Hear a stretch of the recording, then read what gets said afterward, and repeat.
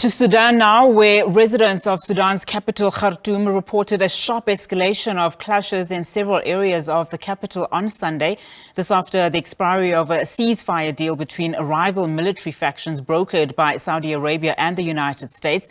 Now let's get an update. We're now joined via Zoom by Sudanese Red Crescent Society Secretary General Aida Elsaid. Thank you so much for your time this afternoon. Now, we do understand there's a critical need of more aid in the country. Just how bad is the situation on the ground? Thank you for the interview. Actually, the Sudanese Red Crescent, we're doing the distribution of food in Khartoum state in collaboration with WFP. The rest of NFIs and any humanitarian need, we do the distribution with our movement partners. International Federation of Red Cross, the movement of Red Cross and Red Crescent, and we also deal with the International Committee of ICRC. So we do have respect from the fighting parties, and we do also dead body management, burial of the dead body management, and we support in the hospitals, the medical team, and evacuation of the wounded and first aid activities. Now, of course, we know that, the conflict has entered its 7th week. I can only imagine how resources are looking like at the moment, as well as the damage to infrastructure. How are you and your rescue teams, as well as your operations, working under this climate? Actually, we get trained to do that. As a movement of Red Cross and Red Crescent, we get trained to work in any situation. And I have a really good SRC volunteer that they can work under any situation, and they are still doing well. They work in Khartoum now with the fighting. They work in Darfur, the 5 states, and they work in also with the people who move from Khartoum, distributing the food and all the aid. And the situation is not easy, but we still can manage to do whatever we can do.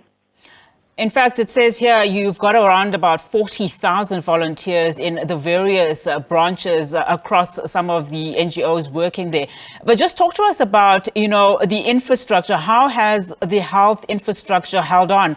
We are hearing, of course, harrowing stories about the need for not only aid in a sense of food, but also resources from a medical perspective. Yes, in Khartoum state, especially many houses have been shooted on some hospital, but at the end we work with whatever we can. Still there is some hospital functioning in Khartoum state.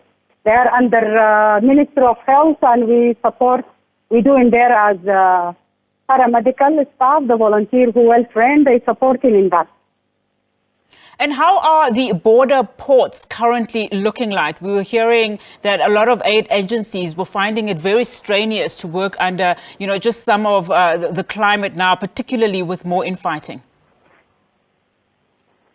You mean the border in Red Sea State? The border points where a lot of the Sudanese people are actually using to still flee that country. Yeah. The Sudanese people, they try to go to the 7 border countries, to Egypt, Chad, and Central Africa, Ethiopia, and it's still very crowded. A lot of people stuck there because they lost their passport, they need a visa to enter some of these countries, and still the situation in the border is really very crowded and need a lot of humanitarian assistance. Ma'am, I appreciate your time this afternoon and that update. That was Sudanese Red Crescent Society Secretary General Aida Elsaid. All right.